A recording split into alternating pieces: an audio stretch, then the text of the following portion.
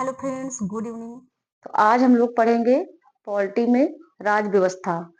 तो राज व्यवस्था की इस क्लास को मैं वीडियो के माध्यम से आप तक पहुंचाऊंगी और पूरा प्रयास करूंगी कि आपको समझ में आए। आप लोग क्रम वाइज इन वीडियोज को देखते रहिएगा और मैं डेली एक वीडियो डालती हूँ। तो इंडियन कॉन्स्टिट्यूशन में मैंने 1773 से लेकर जब ईस्ट इंडिया कंपनी के अंतर्गत भारत का शासन था, तो उससे मैंने 1773 से लेकर 1861 तक पढ़ाया हुआ था पिछले वीडियोज में। अब मैं यहाँ पे फिर से थोड़ा सा बता दूं कि 1858 तक मैंने पढ़ाया था कि ईस्ट इंडिया कंपनी के अंतर्गत जो पहले भारत था 1773 से 1853 तक, तो वो जो है कंपनी के हाथों से ले लिया गया और ब्रिटिश ताज के अधीन कर दिया गया। कब कर दिया गया? 1858 में, 1 नवंबर 1858 में। ये महारानी विक्टोरिया थी जिन्होंने हस्ताक्षर किए थे और 1 नवंबर 1858 में जो प्रथम वायसराय लॉर्ड कैनिंग थे उनके द्वारा ये उद्घोषणा की गई थी। तो इसे बता दूं कि जो शिक्षित वर्ग था 1857 में पहले जब विद्रोह हुआ तो उसमें काफी क्रांति हुई थी और इससे बहुत क्षति पहुंची थी।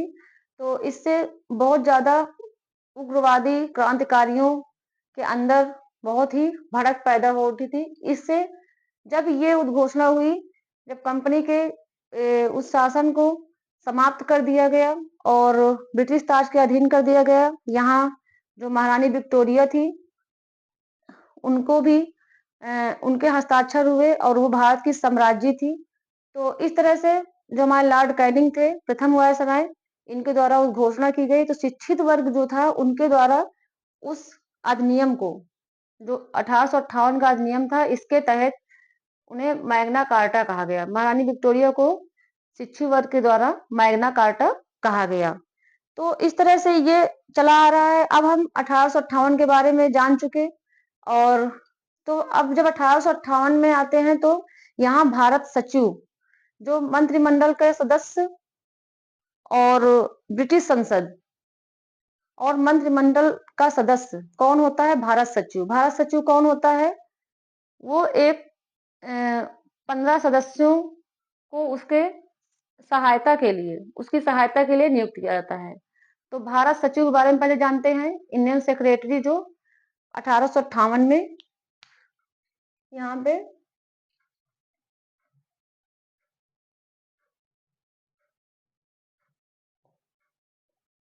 एक्ट 1858 में भारत सचिव की नियुक्ति होती है।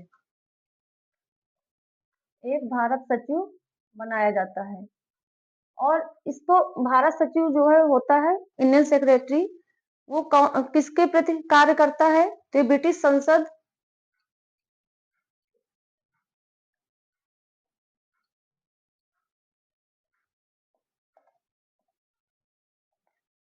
ब्रिटिश संसद और मंत्रिमंडल,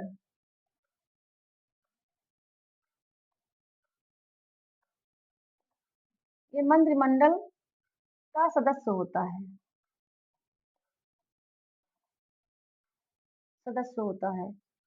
अब जो है इतना समझ में आ गया कि भारत सचिव कौन है? ब्रिटिश संसद और मंत्रिमंडल का सदस्य है। तो इसकी सहायता के लिए 15 सदस्यों की नियुक्ति की जाती है। किसकी सहायता के लिए? भारत सचिव की सहायता के लिए। अब यहाँ पे देखो, ये जो ब्रिटिश संसद के अंतर्गत ये कानून आता है, तो यहाँ पे इतना ये सब किया जाता है। ये नियम वाइज आप लोग क्रम वाइज देखिए। प्रथम वायसराय कौन होता है? लॉर्ड कैनिंग यहाँ। और भारत के प्रथम वायसराय यहाँ बता दें,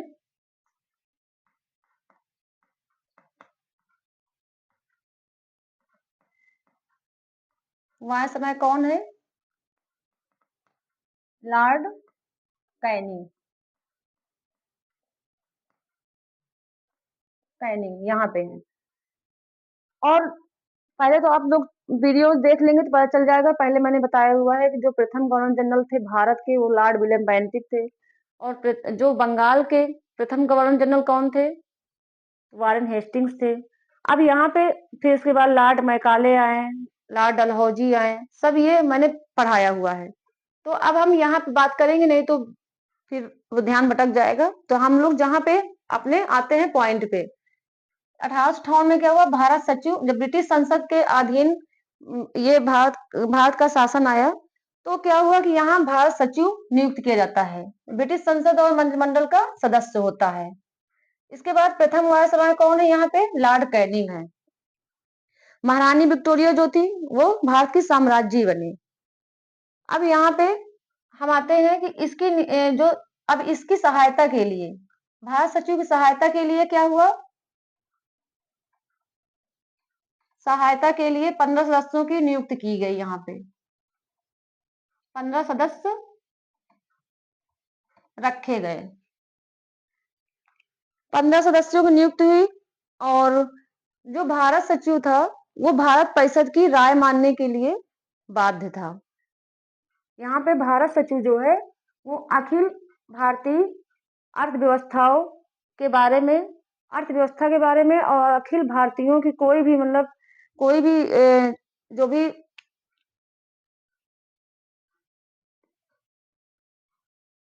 भी व्यवस्था होगी या फिर जो भी परेशानी होगी उसके बारे में वो उसकी राय मानने के लिए बाध्य था, भारतीय सचिव जो भारत सचिव है। अब यहाँ भारत सचिव को अपने कार्यों की जो वार्षिक रिपोर्ट थी वो 1 साल में देनी पड़ती थी। इसे इसे क्या था कि इसे अपने कार्यों का जो आर्थिक रिपोर्ट, पूरी रिपोर्ट साल की होती थी, वो 1 साल में सारा देता था, दिखाता था। यहाँ पे भारतीय गवर्नर जनरल जो था वो उसको भारतीय गवर्नर जनरल को वायसराय के पद पर नियुक्त कर दिया गया। अब पहले जो 1858 के पहले जो नियम था, पहले गवर्नर जनरल होते थे। अब क्या हुआ, वो गवर्नर जनरल के पद को वायसराय के नाम से कर दिया गया, क्योंकि वो ब्रिटिश संसद के प्रतिनिधि के रूप में कार्य करता था। ये वायसराय कौन था, ये ब्रिटिश संसद के प्रतिनिधि के रूप में, इसके प्रतिनिधि के रूप में कार्य करता था।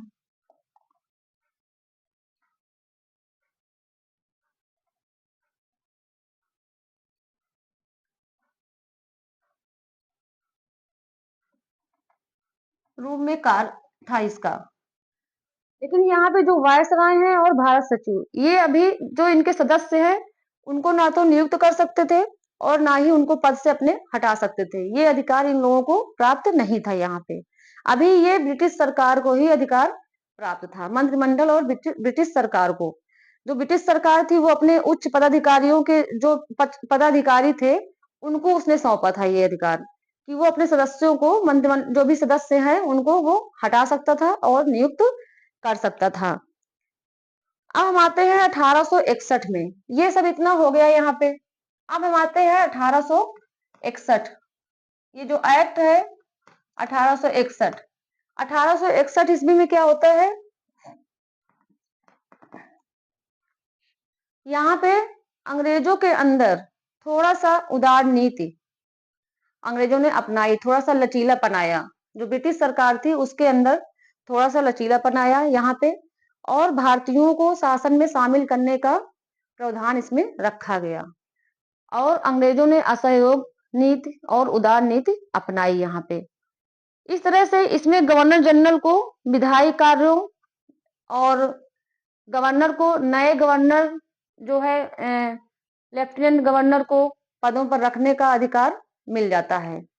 यहाँ पे गवर्नर जनरल और भारत सचिव को भी अब यहाँ पे अधिकार थोड़ा मिलने लगा था। जो ये वायसराय हैं इनको भी अधिकार मिलने लगा कि वो अन्य विभागों में बांट सके, शासन विभागीय जो है मंत्रियों को बना सके और यहाँ पे विधायी शक्तियों को नवनिर्मित कर सके। तो इस तरह से यहाँ पे थोड़ा सा लचीलापन आता है शासन में। और इसमें 2 प्रकार की सरकार होती है। यहाँ पे गवर्नर जनरल, गवर्नर जनरल जो वायसराय है,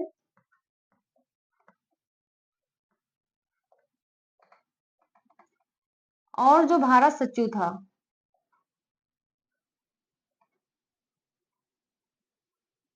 इनको थोड़ा सा अधिकार यहाँ मिलता है कि वो विभागीय शासक बना सकते हैं। अधिकार यहाँ मिलता है कि वो गवर्नर और गवर्नर की, लेफ्टिनेंट गवर्नर की नियुक्ति कर सकते हैं। इस तरह से अब यहाँ पे दो प्रकार की सरकार है।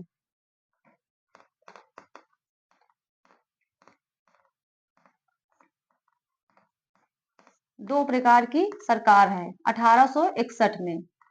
एक तो हो गई केंद्रीय और दूसरी हो गई प्रांतीय। कौन सी हो गई? केंद्रीय और प्रांतीय सरकार। तो यहाँ पे जो है, जो केंद्रीय सरकार थी,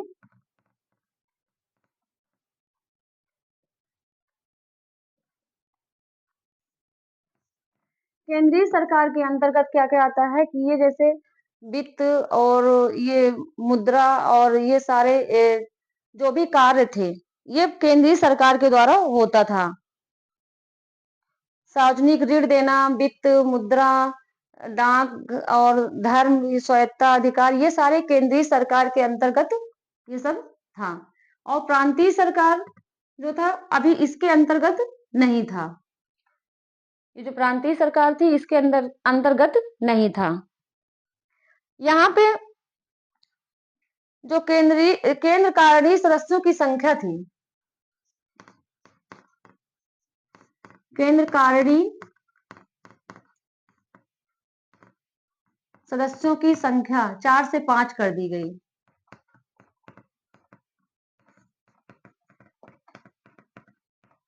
की संख्या 4 से 5 कर दी जाती है।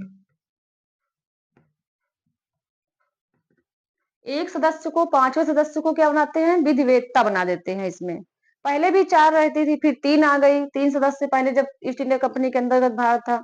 अब यहाँ पे केंद्र कारणीय सदस्य कितने हैं? 4 से 5 कर दी गई इनकी संख्या सदस्यों की, और एक सदस्य को विधिवेत्ता बना दिया गया।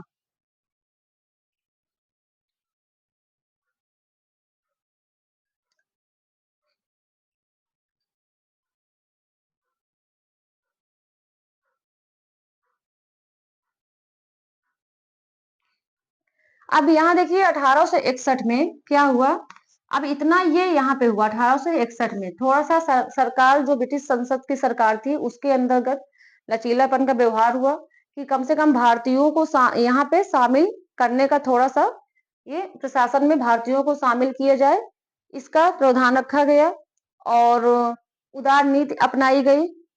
तो यहाँ पे अब क्या होता है कि यहाँ पे 2 सरकारें हैं, केंद्रीय सरकार, प्रांतीय सरकार। केंद्रीय सरकार के अंतर्गत वित्त, मुद्रा जो भी है और सार्वजनिक ऋण, धार्मिक कार्य जो भी है उसके डाक, पार्सल, ये सब इसके अंतर्गत कर दिया गया। केंद्रीय सरकार के अंतर्गत यही करती थी। प्रांतीय सरकार के अंतर्गत नहीं था अभी यहाँ। केंद्र कारणीय सदस्यों की संख्या यहाँ पे 4 से 5 कर दी गई। 5वें सदस्य को विधिवेत्ता के रूप में निर्धारित कर दिया गया। अब यहाँ पे जो है सबको जो है जो भी भारतीय थे, भारत परिषद के विधायी संस्था बनाया गया यहाँ पे एक। अब यहाँ भारत जो है विधायी संस्था एक बनाई गई भारतीय परिषद की। भारतीय परिषद की अब यहाँ पे भारतीयों को शामिल करने का प्रावधान रखा जाएगा। यहाँ भारतीय परिषद की विधायी संस्था बनाई गई। उसमें संस्था बनाई गई। अब यहाँ पे चाहे वो प्रजा हो, चाहे वो ब्रिटिश हो या प्रांत भारत का हो या कोई प्रजा हो, इसमें सब लोग शामिल थे। अपने वस्तु का क्या था कि वस्तुओं के संबंध में कानून बनाने का सबको अधिकार था, चाहे वो प्रजा हो, चाहे वो भारतीय हो या अंग्रेज हो। इन सबको क्या था? अपने वस्तुओं का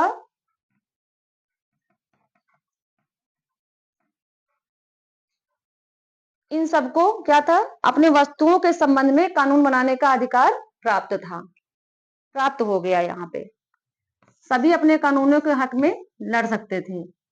1861 में ये थोड़ा सा बदलाव आया। अब हम देखते हैं आगे। अब यहाँ पे गवर्नर जनरल वायसराय जो था, इसको गवर्नर जनरल को अपने जो है यहाँ पे 6 से 12 सदस्य निर्धारित करने का अधिकार मिलता है। यहाँ पे अपनी परिषद में जो गवर्नर जनरल है, ये अपनी परिषद में अपनी विधान परिषद में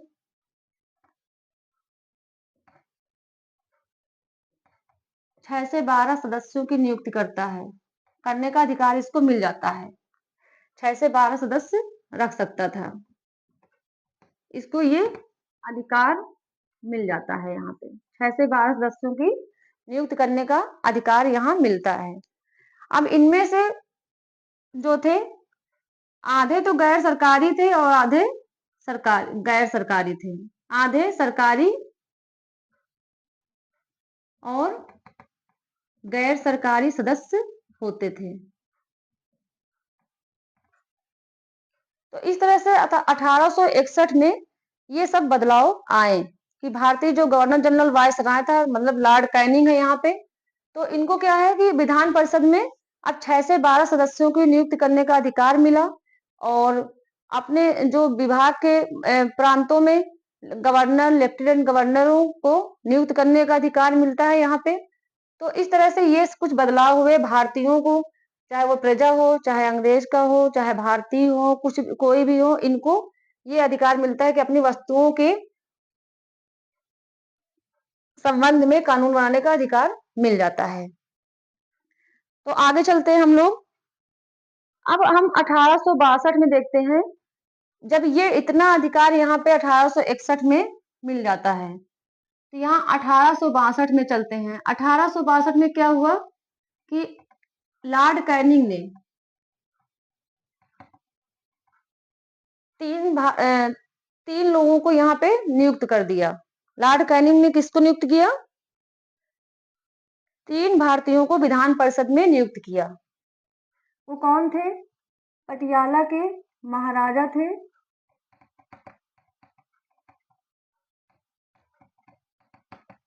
महाराजा बनारस के राजा थे, एक बनारस के राजा, और सर दिनकर राव थे।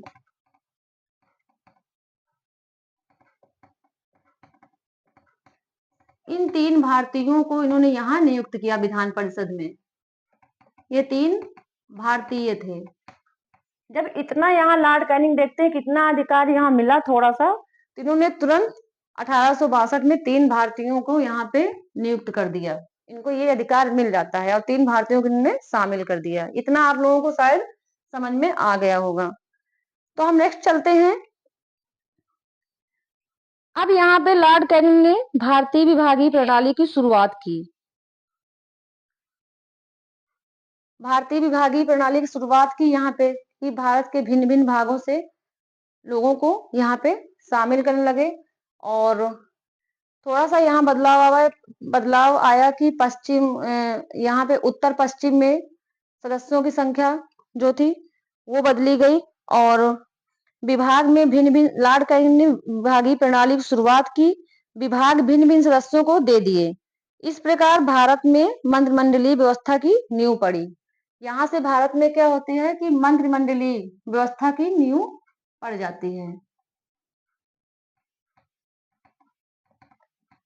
यहाँ मंत्रिमंडलीय व्यवस्था की नींव पड़ी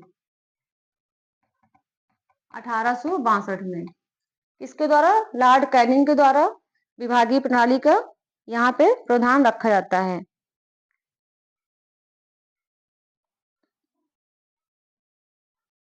अब यहाँ 1862, 1866 और 1800 68 में विधान परिषद की स्थापना कर दी जाती है।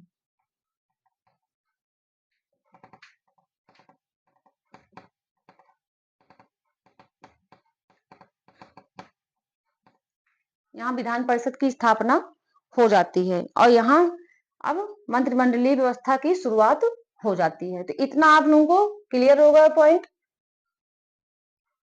भारत सचिव कौन था? ब्रिटिश संसद और मंत्रिमंडल का सदस्य था। प्रथम वायसराय लॉर्ड कैनिंग थे। ब्रिटिश संसद के प्रतिनिधि के रूप में कार्य कौन करता था? ब्रिटिश संसद के प्रतिनिधि के रूप में कार्य वायसराय करते थे। भारत सचिव, इनको क्या इनको अधिकार मिलता है। और ये दो प्रकार की सरकार थी, केंद्रीय सरकार थी, प्रांतीय सरकार थी। अब यहाँ बात क्या हो रही है, जब ब्रिटिश क्राउन के अधीन भारत था, ये ब्रिटिश क्राउन के अंतर्गत पढ़ा रहे हैं हम, समझ लीजिए। ब्रिटिश क्राउन के अंतर्गत, ईस्ट इंडिया कंपनी के अंतर्गत मैंने पहले पढ़ाया है, ठीक है। ये ब्रिटिश क्राउन के अंतर्गत है। यहाँ दो सरकार थी, केंद्रीय सरकार, प्रांतीय सरकार। केंद्रीय सरकार को पूरा वो अधिकार था कि वो सार्वजनिक ऋण और धर्म और कार्य जो भी थे, वो सारे डाक पार्सल आदि, उसको सब कार्य, ये सब अधिकार केंद्रीय सरकार को था, प्रांतीय को नहीं था। केंद्रकारी सदस्यों की संख्या यहाँ 4 से 5 कर दी जाती है। 5 सदस्य को विधिवेत्ता के रूप में रखते हैं। भारतीय परिषद की विधायी संस्था बनाई गई और प्रजा भारतीय, इसमें चाहे जो भी हो, चाहे बाहर प्रजा हो या फिर भारतीय हो या फिर अंग्रेज शासक हो, कोई भी हो, इनको शामिल यहाँ पे अब सब हो सकते थे। आम लोग भी यहाँ पे भारतीय शामिल हो सकते थे। ये यहाँ पे 1861 में नियम बनाया गया। 1862 में लॉर्ड कैनिंग को जब अधिकार मिला कि वो कहीं भी विभागीय प्रणाली का प्रयोग कर सकता है, लेफ्टिनेंट गवर्नर या गवर्नर सदस्यों की नियुक्ति कर सकते हो, तो उन्होंने विधान परिषद में 3 सदस्यों की नियुक्ति कर दी। कौन कौन से थे? पटियाला के महाराजा थे और बनारस के राजा और सर दिनकर राव को, ये 3 भारतीय थे। इनकी तुरंत इन्होंने एंट्री यहाँ पे कर दी। अब 1862, 1866, 1868 में विधान परिषद की स्थापना हो गई यहाँ पे और मंत्रिमंडल की नींव पड़ जाती है।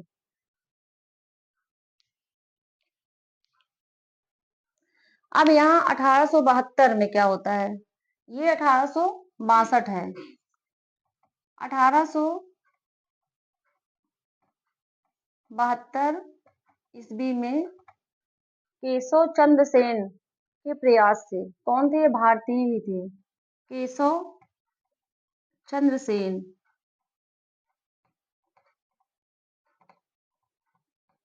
इनके प्रयास से क्या हुआ? यहाँ वायसराय होते हैं लॉर्ड नॉर्थब्रुक। कौन है? Governor general.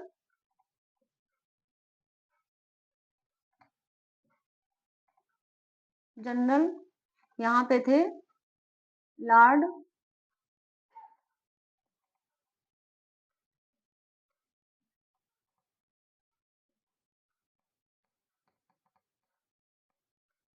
Northbrook, Lord Northbrook, ये गवर्नर जनरल थे, वायसराय मान लो। अब यहाँ पे क्या होता है कि इनके समय में ये एक्ट लाया गया, केशव चंद्र सेन के प्रयास से ये एक्ट आया। कौन सा? 1872। और किसके प्रयास से आया? केशव चंद्र सेन के प्रयास से। गवर्नर जनरल कौन थे यहाँ पे? लॉर्ड नॉर्थब्रुक थे। इनके समय में अंतर जातीय विवाहों का ये लाया गया, मान्यता दी गई, मतलब अंतर जातीय विवाहों की मान्यता दी गई।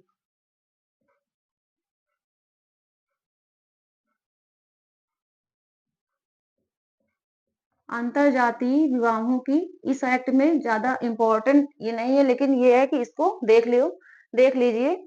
1872 ईस्वी में केशव चंद्र सेन के प्रयास से गवर्नर जनरल कौन थे? लॉर्ड नॉर्थब्रुक थे और अंतरजातीय विवाहों की मान्यता मिली इसमें, की मान्यता। तो यहाँ पे क्या था कि जो बालकों की उम्र थी वो 14 वर्ष रखी गई। बालकों की उम्र 14 और बालिकाओं की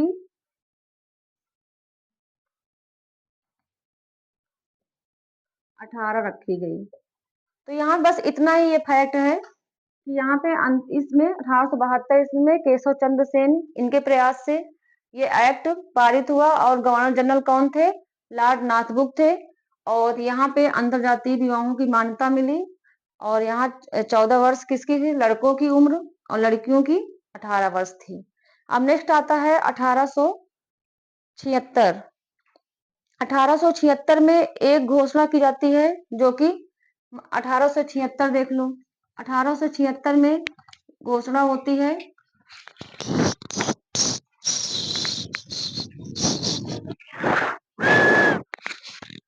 यहाँ महारानी विक्टोरिया आ जाती है। महारानी विक्टोरिया, पहले मैं बता चुकी हूँ, महारानी विक्टोरिया भारत की साम्राज्य बन जाती है यहाँ पे।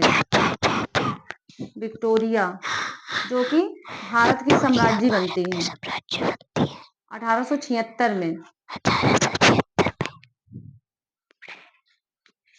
साम्राज्य घोषित की जाती है यहाँ पे। फिर इसके बाद क्या होता है? महारानी विक्टोरिया भारत साम्राज्य बन जाती है और ये किसकी पुत्री होती है? प्रिंस एडवर्ड ड्यूक की। किसकी? प्रिंस एडवर्ड ड्यूक की पुत्री है। एक एक पॉइंट क्लियर हो रहा है यहाँ पे। आप लोगों को केवल वीडियो को ध्यान से सुनना है और पॉइंट वाइज नोट करते रहना है। तो भारत के साम्राज्य कौन है? महारानी विक्टोरिया। 1876 में ये घोषणा की जाती है और पुत्री किसकी है? ये प्रिंस ड्यूक की पुत्री हैं, Prince Edward Duke.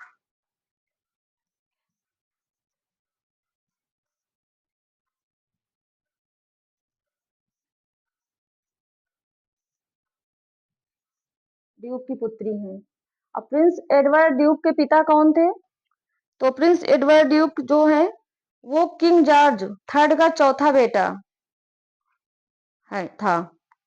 King George का चौथा बेटा यहाँ पे ये है, किंग जॉर्ज थर्ड का चौथा बेटा। बस इतनी जानकारी बहुत है। चौथा बेटा है, ये इनकी पुत्री थी। कौन थी ये? 1876 में घोषणा महारानी विक्टोरिया भारत की साम्राज्य बन जाती है और पुत्री किसकी है? प्रिंस एडवर्ड ड्यूक की। और ये प्रिंस एडवर्ड ड्यूक के पिता कौन है? किंग जॉर्ज थर्ड, चौथा बेटा था इनका। मतलब इनके किंग जॉर्ज थर्ड कौन है? महारानी विक्टोरिया के दादाजी। सॉरी। तो अब हम आते हैं नेक्स्ट पॉइंट पे। अब इधर ये क्लियर हो गया और यहां से हम आते हैं अब ये 1876 का हो गया और 1882 में आते हैं। 1882 में सदस्यों की संख्या बढ़ा दी गई तथा गैर सरकारी और कुल सदस्यों की संख्या में से वृद्धि की गई।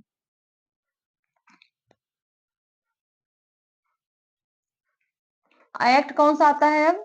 1882। यहाँ पे किया गया सदस्यों की संख्या बढ़ा दी गई। सदस्यों की संख्या कितनी कर दी गई? मद्रास, बंगाल और बंबई में सदस्यों की संख्या 8 कर दी गई।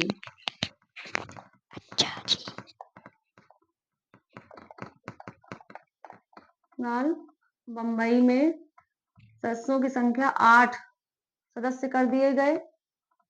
सॉरी। और उत्तर पश्चिम में 15 कर दिए गए। अब यहाँ पे जो थे आधे सरकारी गैर सरकारी, वही नियम चला आ रहा है। यहाँ आधे सरकारी सदस्य थे और आधे गैर सरकारी। उत्तर पश्चिम 15 सदस्य कर दिए गए, पहले 6 से 12 थे, अब यहाँ पे 15 कर दिए गए और मद्रास, बंगाल, मुंबई में 8 सदस्य यहाँ कर दिए गए 1882 के अधिनियम के तहत। अब यहाँ पे निर्वाचन पद्धति का जो है, यहाँ निर्वाचन पद्धति की नींव पड़ती है।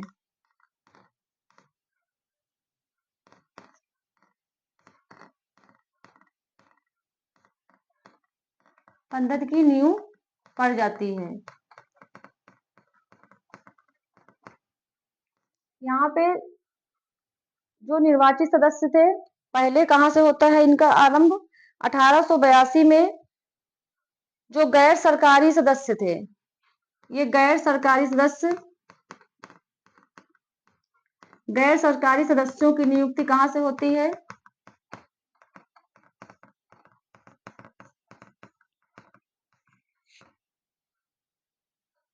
ये वाणिज्य मंडल द्वारा, विश्वविद्यालय द्वारा और जिला परिषद द्वारा होती है। कहाँ से होती है? वाणिज्य मंडल से, जिला परिषद द्वारा और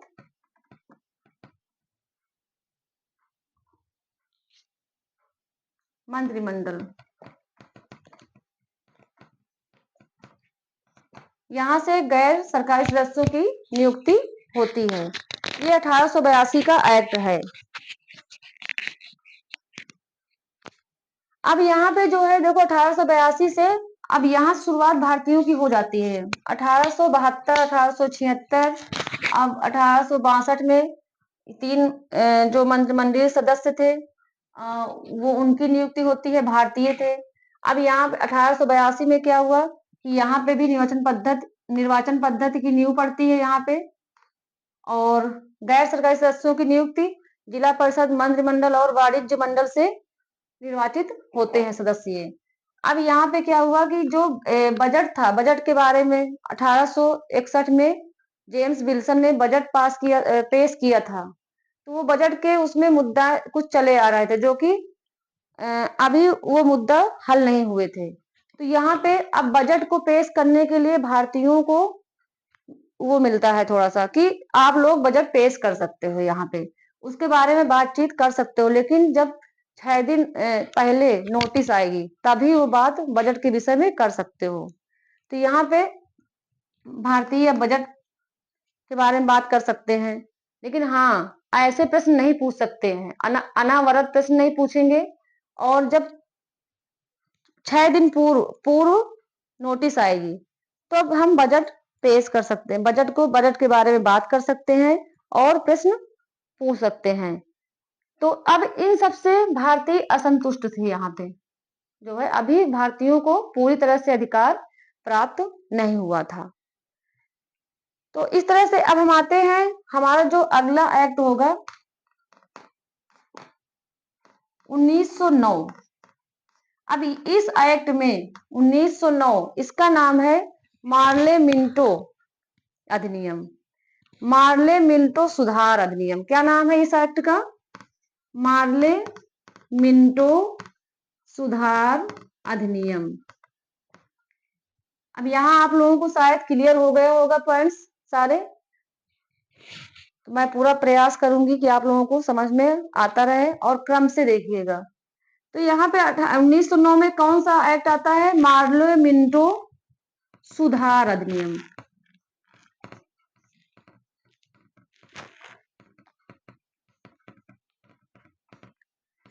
अब इस एक्ट में बहुत ज्यादा सुधार हो जाते हैं।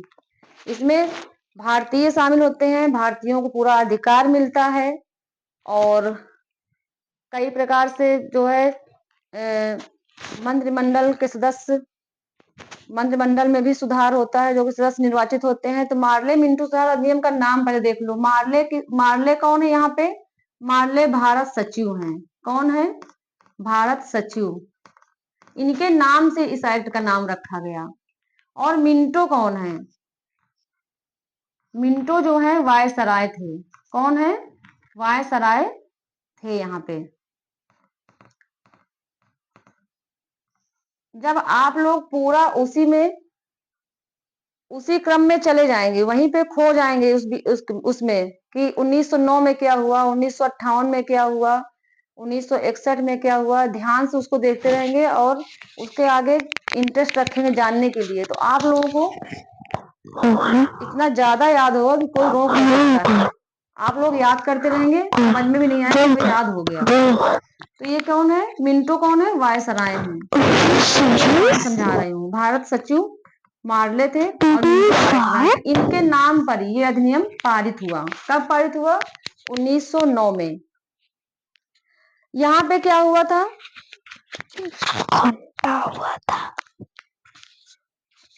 अब यहाँ पे 1992 में जो दोस्त थे कुछ, उनको सुधार करने के लिए यहाँ पे कुछ चीजें बनाई गई।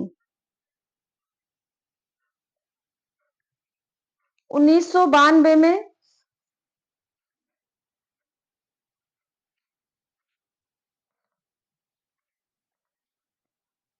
यहाँ पे 1892 का अधिनियम था ये, सॉरी 1885 का एक अधिनियम था। इसके बाद 1885 के अधिनियम में जो है हम लोग यहाँ कांग्रेस की स्थापना होती है 1885 के अधिनियम में। इसको बाद में हम पढ़ाएंगे। 1885 का अधिनियम जो था, यहाँ कांग्रेस की स्थापना होती है 1885 में। ये 1892 का अधिनियम था, जो कि सदस्यों की संख्या जो है मद्रास, बंगाल, बंबई में 8 कर दी गई, उत्तर पश्चिम में 15 कर दिए गए, और निर्वाचन पद्धति की नींव पड़ जाती है। गैर सरकारी सदस्यों की नियुक्ति वाणिज्य मंडल, जिला परिषद और मंत्रिमंडल आदि के द्वारा की जाती है। ये 1992 का एक्ट है, जिसमें की निर्वाचन पद्धति की नींव पड़ जाती है। अब 1892 का है। 1892 का ये जो एक्ट है, इसमें सदस्यों की मद्रास, बंगाल, बंबई में 8 सदस्य हो जाते हैं, उत्तर पश्चिम में 15 कर दिए जाते हैं, और निर्वाचन पद्धति की नींव पड़ जाती है 1892। और 1909 आता है। 1909 में ये अधिनियम है मार्ले मिंटो सुधार अधिनियम। इसमें भारत सचिव का नाम मार्ले था, मार्ले के नाम पर भारत सचिव और मिंटो वायसराय थे, इनके नाम पर यह एक्ट पारित किया गया था। तो यहाँ पे हम लोग अब मार्ले मिंटो सुधार अधिनियम भारत सचिव और वायसराय मिंटो के नाम पर ये पारित किया गया था फरवरी 1909 में। अब यहाँ पे हम लोग आते हैं कि यहाँ जो है जो सदस्यों की संख्या थी वो 59 कर दी गई थी। यहाँ सदस्यों की संख्या, मंत्रिमंडल के जो सदस्य थे, सदस्यों की संख्या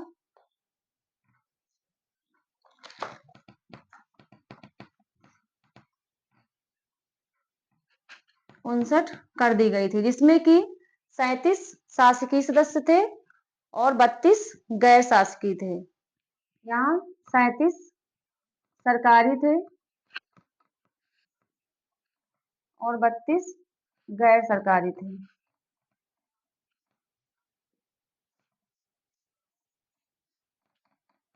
बोर्ड में हमारी जगह भी नहीं बची है, तो इधर ये कर दी गई। 37 शासकीय सदस्य थे और 32 गैर शासकीय। बंबई, मद्रास, बंगाल, इनमें सदस्यों की संख्या 50 कर दी गई। अब देखो, पहले 1892 में क्या थी कि 8 सदस्य थे यहाँ पे, अब यहाँ पे 50 कर दी गई। कब? 1909 में। और यहाँ पे क्या कर दिया गया? यहाँ पे 59 कर दी गई।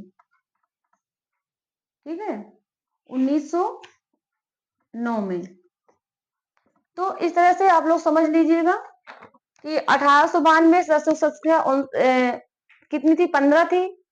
तो अब 1909 में 59 कर दी गई, 37 सरकारी, 32 गैर सरकारी। यहाँ पे बंगाल, मद्रास, बंबई में सदस्यों की संख्या 50 कर दी गई। इसके बाद अन्य देशों में भी 30 कर दी गई। तो इस तरह से ये विभागीय प्रणाली का यहाँ पे शुरुआत होती है और सदस्यों की संख्या बढ़ती जाती है आगे। अब केंद्रीय और प्रांतीय सभाओं के जो सदस्य थे वो 4 प्रकार से नियुक्त होते थे। पहले बताया था मैंने कि केंद्र, यहाँ पे 1861 में 2 प्रकार की सरकार थी, केंद्रीय सरकार थी और अभी तक केंद्रीय सरकार थी, प्रांतीय सरकार थी, यहाँ तक 1892 तक। तो केंद्रीय सरकार के पास पूरा था सार्वजनिक वित्त प्रणाली का पूरा शासन, धर्म और ये डाक पार्षद सारा उसके पास था, अर्थव्यवस्था का। तो अब इसमें हम जब यहाँ पे आते हैं 1909 की चर्चा करते हैं, मार्ले मिंटो सुधार अधिनियम की। तो यहाँ पे क्या होता है? सदस्यों की संख्या 37 सरकारी होते हैं, 32 गैर सरकारी होते हैं उत्तर पश्चिम भारत में। और यहाँ पे जो है अन्य देशों में 30 कर दी जाती है, बंगाल, मद्रास, बंबई में 50 कर दी जाती है। और केंद्रीय तथा प्रांतीय सभाओं के सदस्यों की जो नियुक्ति होती है यहाँ पे वो 4 प्रकार से होने लगी। अब जो केंद्रीय और प्रांतीय थी वो एक में कर दिए गए, जैसे पदेन सदस्य, नंबर 1 पे पदेन सदस्य के रूप में करने लगे कि गवर्नर जनरल और केंद्र कारणी उसके सदस्य जो थे, केंद्र कारणी के सदस्य थे, गवर्नर जनरल एक में और केंद्र कारणी सदस्य, और इसके बाद दूसरे में प्रांतीय, गवर्नर जनरल और प्रांतीय सदस्य।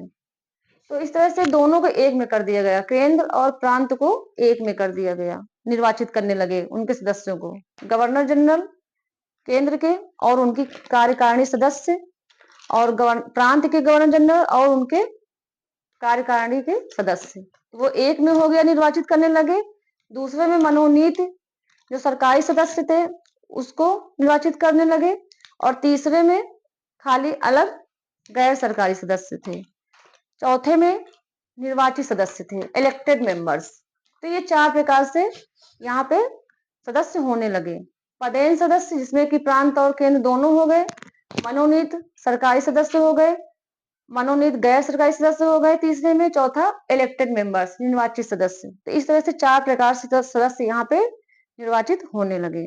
1909 में ये मार्ले मिंटो सुधार अधिनियम के तहत बहुत से सुधार हुए, और यहाँ पे अब जो ब्रिटिश सरकार थी वो सोचती थी कि कैसे भी विद्रोह भड़काया जाए, सांप्रदायिकता के नाते इस राष्ट्रवाद को भंग कर दिया जाए, और यहाँ पे क्रांतिकारियों को, उग्रवादियों को भड़काने की कोशिश करने लगे। तो यहाँ पे जो मार्ले और मिंटो थे, मार्ले भारत सचिव और मिंटो कौन थे, वायसराय, इन दोनों ने इस नीति को पारित कर दिया। ये जो एक्ट था 1909 का, मार्ले मिंटो सुधार अधिनियम, तो इसको पारित किया।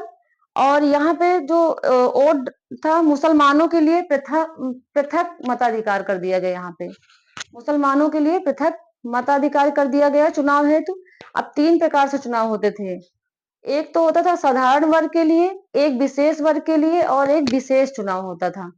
तो जब पृथक चुनाव कर दिया गया मुसलमानों के लिए, तो यहाँ जो मार्ले और मिंटो थे इनके द्वारा ये कहा गया कि हम नाग के दांत बो रहे हैं, ये कथन इनके द्वारा कहा गया था कि हम नाग के दांत बो रहे हैं और इसका फल बहुत भीषण होगा। इनका कथन था, ये क्या था, कथन, हम नाग के दांत बो रहे हैं और इसका फल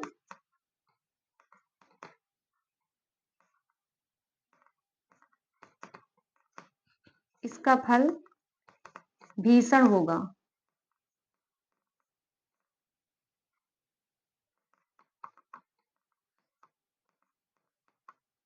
तो ये कथन इनके द्वारा कहा गया था। किसके द्वारा कहा गया था, मार्ले और मिंटो के द्वारा।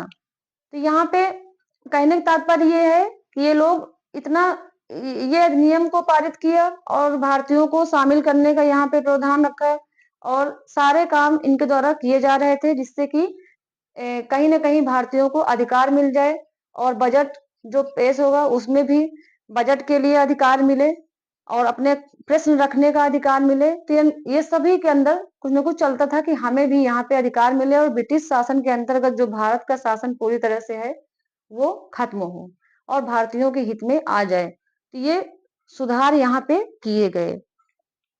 अब जो सर्वप्रथम भारतीय सदस्य जो थे उनको कार्यकारी परिषद में शामिल किए गए। 1862 में पहले ही 3 भारतीय शामिल हो गए थे। अब यहाँ 1909 में कार्यकारिणी जो सभा थी वहां पे भारतीयों को शामिल करने का प्रयास किया गया। इस अधिनियम के तहत जो वायसराय की कार्यकारिणी सभा थी उसमें एपी सिन्हा को शामिल किया गया उनकी कार्यकारिणी सदस्यता के लिए, और जो वायसराय की कार्यकारिणी में शामिल हो सके, एपी सिन्हा वो भारतीय थे।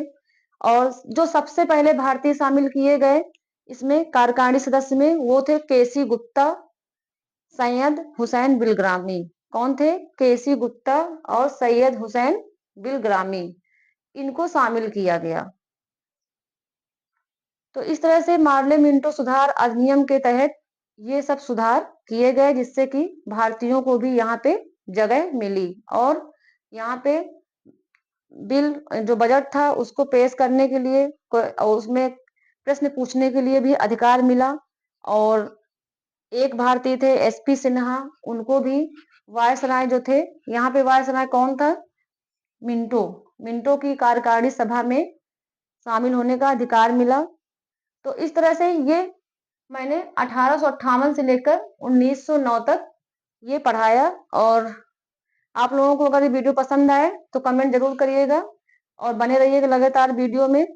तो इस तरह से आप लोग क्रम से पढ़िएगा। इसके आगे मैं 1947 तक पढ़ाऊंगी, तो उसको देखिएगा। धन्यवाद।